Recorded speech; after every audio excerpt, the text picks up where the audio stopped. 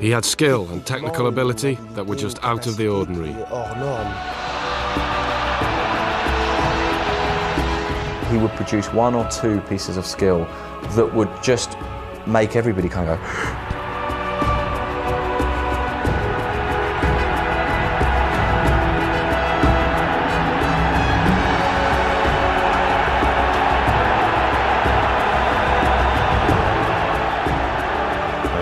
I think all lovers of football, and not just Real Madrid fans, enjoyed that goal.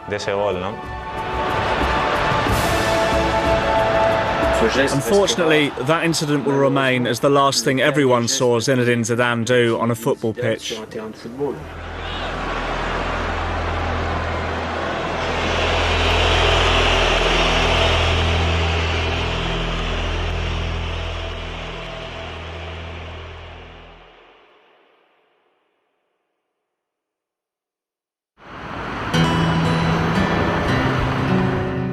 Zinedine Zidane was born and brought up here in the underprivileged Marseille suburb of La Castellane, which is home to mostly first and second generation immigrants.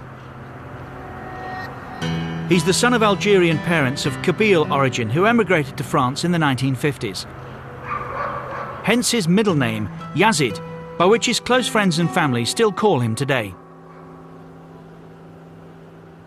At school during break times it was football. Nothing else was in his head but football. He played so much. When he finished school and went home, he'd throw his satchel down in the house and go out to this square and play football. All the time with his friends. All the time. That's all he did. Play with the ball. Although he left here to join AS Cannes as a teenager, he's never forgotten his roots. Today he funds the local football team, La Nouvelle Vague, and is the club's honorary president. Without Zidane, these youngsters wouldn't have a team to play for. He helps us financially and gives us a lot of support. He buys all sorts, balls, shirts, etc. And he's helped by his brother Farid. And with him, he's responsible for everything at the club. He joined the French side AS Cannes after being spotted by their scout, the late Jean Varot, the man who Zidane regards as the biggest influence on his career. He made his first team debut aged just 17, and those who played with him at the time remember his exceptional raw talent. At 18, he wasn't the great Zidane. No. He was already gifted technically, but he wasn't strong physically. But technically, he was superb. He had sublime skill, a superb touch, and all the moves. On a technical level, he was much more advanced than the rest of the team. The French city of Bordeaux is better known for its fine wines than its football team. And that was his next destination in his rise to the top. There, Zizou didn't fully mature into the superstar he eventually became, but his quality in a better side shone through. Although he failed to help the club win any silverware during his career there, he was voted Ligue 1's best player in '96. As technical coach, Pierrot Labat played a major part in Zidane's development at Bordeaux. Zizou is the biggest success of Labat's long coaching career, which includes Zidane's former Bordeaux teammates Christophe Dugarry and Vicente Lizarazu, who also formed part of France's World Cup winning team in 1998. Labat recalls his first impressions of Zidane back in 1993. Because he was a player who appeared introvert. In fact, he doubted himself. I attempted to instill confidence into him. It was one of the first time in fact, that I applied psychology in order to provide him with the self-belief that allowed him to produce his full potential.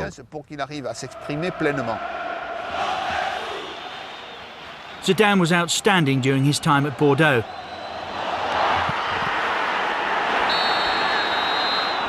It became inevitable that he'd move on to bigger things. I was really convinced that he was going to get where he did. It wasn't possible for me to think any other way. He had everything: technique, mental strength. He was level-headed. and possessed the ability to question things in order to improve. In 1996, he joined the Italian giants Juventus. Serie A was considered the world's best league back then, and the Frenchman took time to adapt to its rigours. When he went to Juve, it wasn't easy for him. It was a difficult first 6 months. The owner, Agnelli, didn't have a great deal of belief in him, and neither did his teammates. And he played a withdrawn role in the team, as a defensive midfielder. Once he was played in a more attacking role, Zidane developed into a truly world-class player.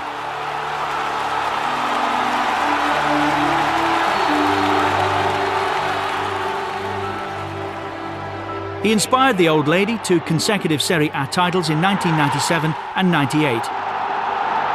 He proved the judgment of France's greatest player before him, a former Juventus legend himself, to be spot on. Michel Platini gave an interview to the Italian press in November '96 and said, "You're going to eat your words. Zidane is a playmaker. Take another look, believe in him and watch him change." And he did change at Juve, when everyone eventually put faith in him.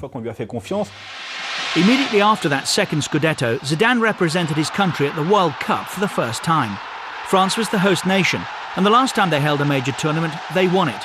Platini inspiring them to the title at the 1984 European Championship.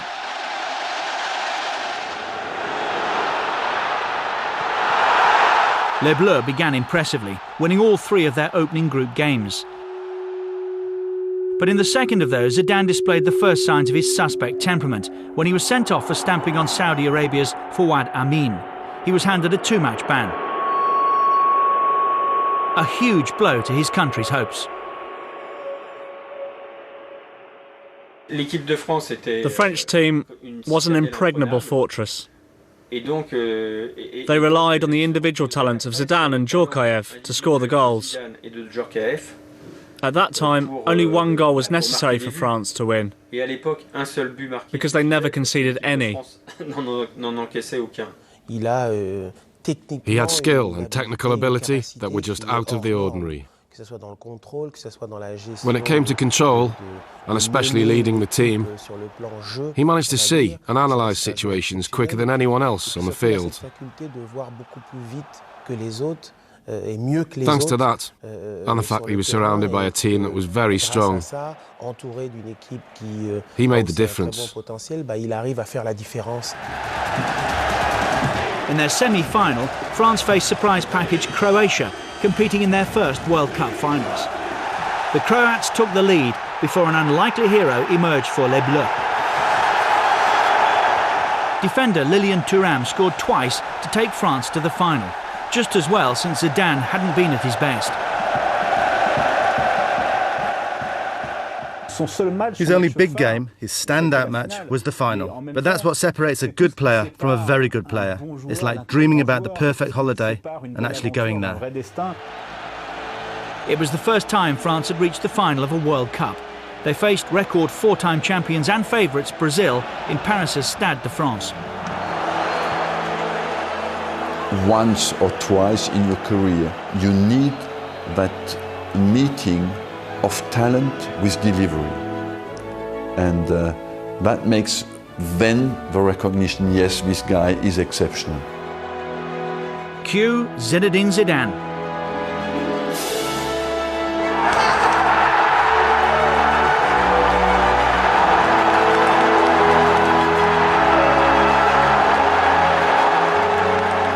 That is then the marriage of art with mental strength. And Zidane delivered on 98 in the final. Another rare Zidane header made it 2-0 just before half-time.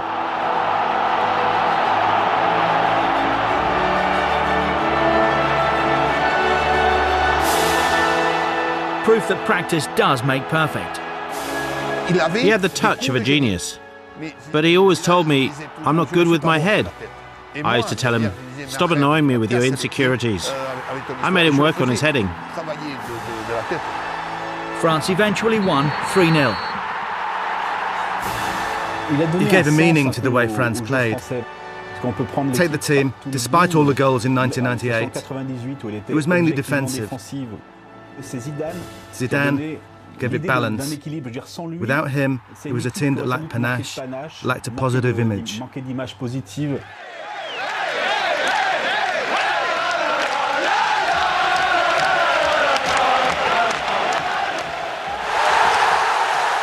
The nation celebrated like never before. For us, the French, it was something extraordinary.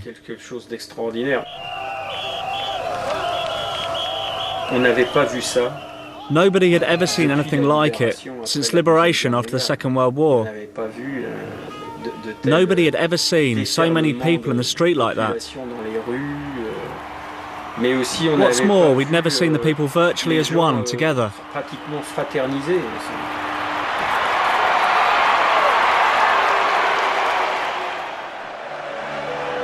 2 years later at the European Championship, hosted jointly by Belgium and Holland, Zidane spearheaded France's attempt to become only the second country after West Germany to hold the World Cup and European Championship simultaneously.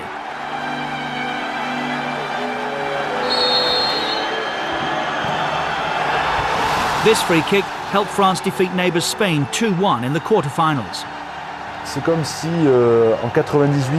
It was as if in '98 France had reached the top of the mountain, and then they stayed there until 2000. And Zidane made all that happen. It was as though the French team still had a few metres left to climb to the top, but Zidane climbed those few metres for them, and his teammates followed. France needed their mountaineering expertise again when Nuno Gomes gave Portugal the lead in their semi-final. But the World Cup holders fought back.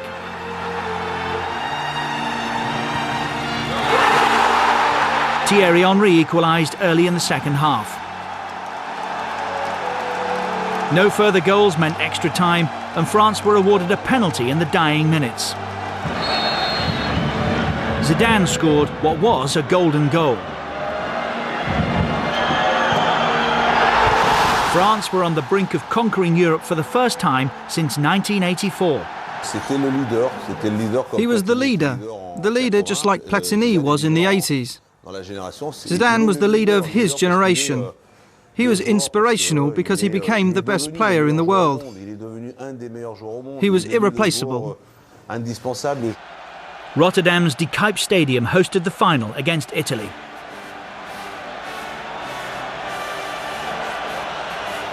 When France won this tournament 16 years earlier, Michel Platini was their inspiration. Zidane had become his modern-day counterpart. But things weren't going to plan for Zizou and France when Italy took a second-half lead.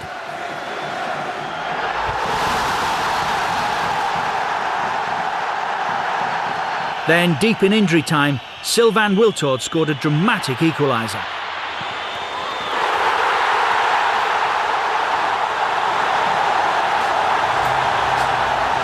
That took the game into extra time. Towards the end of the first period, Robert Pires broke down the left.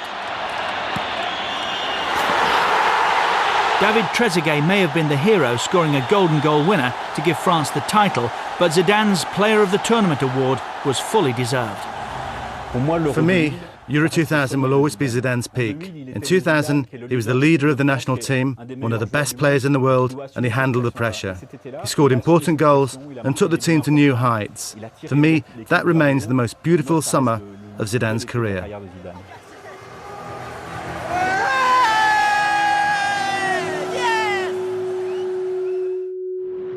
However, at club level, his demons were still in evidence. In a Champions League game for Juventus at home to Hamburg, Zidane was sent off for his headbutt on Jochen Kientz.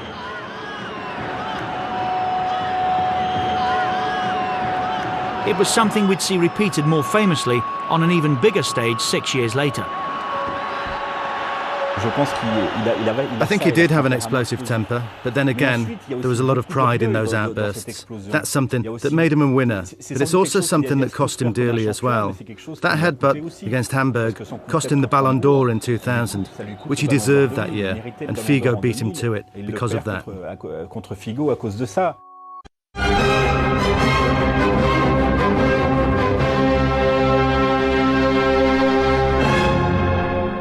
The following year, Zidane left Juventus to sign for the Spanish giants Real Madrid for a then world record fee of €76 million. He spearheaded President Florentino Perez's Galacticos policy, signing big-name players for big money to create a very marketable super team that would sweep all before it. Bizarrely, Zidane's career at the Bernabeu began at a meal table in Monaco. Perez realised that he couldn't talk to Zidane directly. There was too many people there, it was impossible to get to him.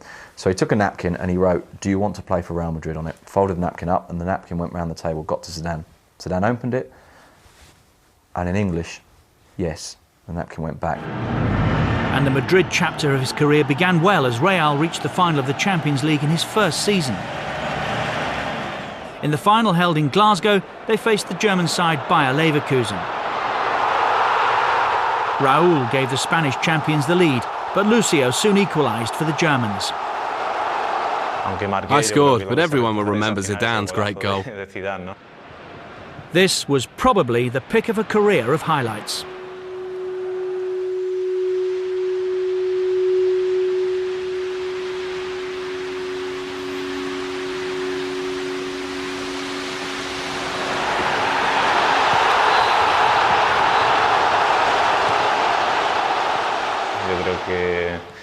I think it was magnificent. And to have been there as a teammate, so close to him when he scored that goal. I think all lovers of the game, and not just Real Madrid fans, enjoyed that goal. I think that when he really finally got accepted, it was like, well, we've spent £40 million or £50 million on this bloke, what? And then he scored that goal and everyone went, that's why we bought him.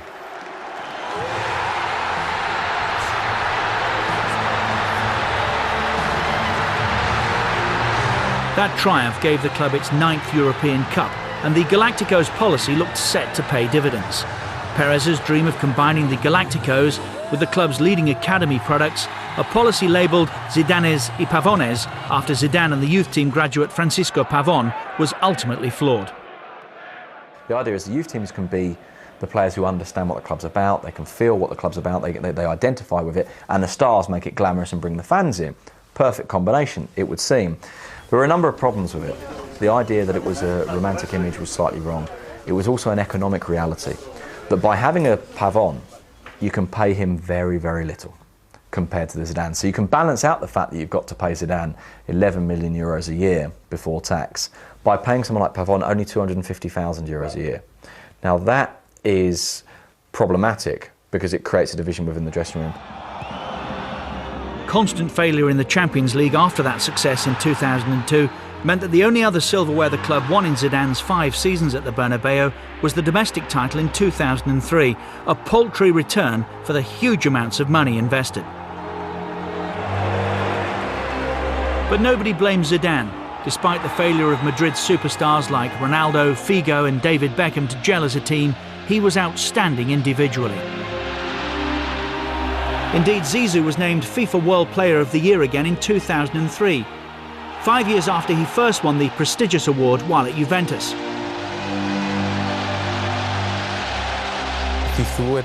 Zizou was a delight for the world. When you had the ball, you gave it to him. And you knew something was going to happen, because I think he was so far ahead of other players. He saw everything so easily and did everything so easily. As both world and European champions, France went into the 2002 World Cup as many people's favourites to retain their crown. But Zidane suffered a thigh injury in a friendly against Korea just 5 days before France's opening match against Senegal. That forced him to miss that match, which was also the tournament opener. Zidane tried to hide his disappointment, but the smile was soon to disappear. Papa Bouba Diop's first half goal gave the Africans a shock 1-0 win. Without their inspirational talisman, Les Bleus looked a shadow of their former selves.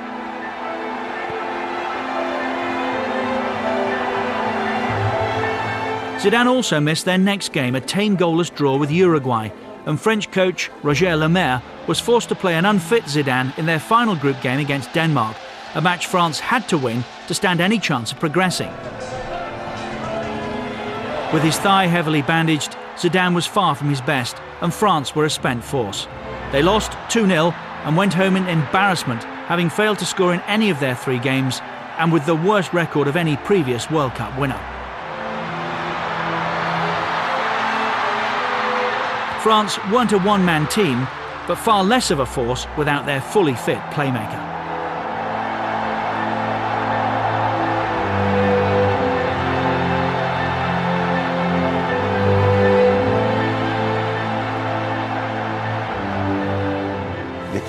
The French national team were World Cup holders and European champions, and had players at leading club sides. That meant their opponents faced them with something of a fear factor. Zidane contributed a lot in that respect. He was someone who provided so much to, and did so much for, the French national team. And with the aura of invincibility surrounding France a thing of the past, the European Championship in Portugal 2 years later provided the chance for Les Bleus to silence their critics, and with Zizou back to full fitness, their campaign began well. Their captain scored twice in injury time against England in the opening game to give his country a 2-1 win. With Zidane seemingly back to his best, many were tipping France to retain their crown. And facing unfancied Greece in the quarter-finals strengthened that claim. But Aguilos Haristeas' second-half strike for the eventual surprise champions was the only goal, and France were out. After the tournament, Zizou retired from international football, aged 32. France's lack of a replacement saw Zidane reverse that decision just over a year later. But he announced that the 2006 World Cup in Germany would mark his retirement from all forms of the game. He captained his country, scoring this outstanding solo effort in a 3-1 win over Spain in the last 16. And his penalty was the only goal of France's semi-final against Portugal. Berlin's Olympic Stadium was the venue for the final against Italy, and Zidane had the chance to give France the lead from the penalty spot. It was a chance he took. But the perfect end to an outstanding career never happened. I felt angry. I saw it as behaviour that was detrimental to the team, that damaged our chances, and which suggested that his last game was more important than the World Cup final for France. Marco Materazzi, who'd equalised for Italy to take the game into extra time, was writhing in agony on the pitch. He left us more than disappointed. He left us as battered as Materazzi. To everyone's astonishment, television replays showed Zidane had headbutted Materazzi in the chest. It was also seen by the fourth official, who informed the Argentine referee Horacio Elizondo. He had no option but to show Zidane the red card. 10 seconds after his headbutt on Materazzi, the whole of France said, "What an idiot. Why did he do that? You can't do that in the final of the World Cup. You can't take the law into your own hands in a final like that." He not only hurt the team, it was like he'd kicked his teammates. Later, it was revealed that Materazzi had insulted Zidane's sister, and France, without their captain, went on to lose the final on penalties. The following day, everyone forgave Zidane. What he'd achieved in his career overshadowed the mistake he made, which was, as he admitted, a mistake. They say all geniuses are flawed, and Zidane certainly fits into that category. Zidane was football's answer to the Bolshoi ballet, and I think that's absolutely true. Zidane was elegance above all else. His skill, control and vision made playing the game look easy. We can see why he was number one, not only for what he did during matches, but also for what he did in training sessions. I remember seeing him in training, and I said, "That's just incredible." He was one of a rare breed, a player who fans pay to watch. Zidane has an exceptional coordination, an exceptional touch of the ball, and every area 3 yards around Zidane, you could give him the ball where you want it. He puts it down and plays. Shy and introvert off the pitch. On it, He let his feet do all the talking.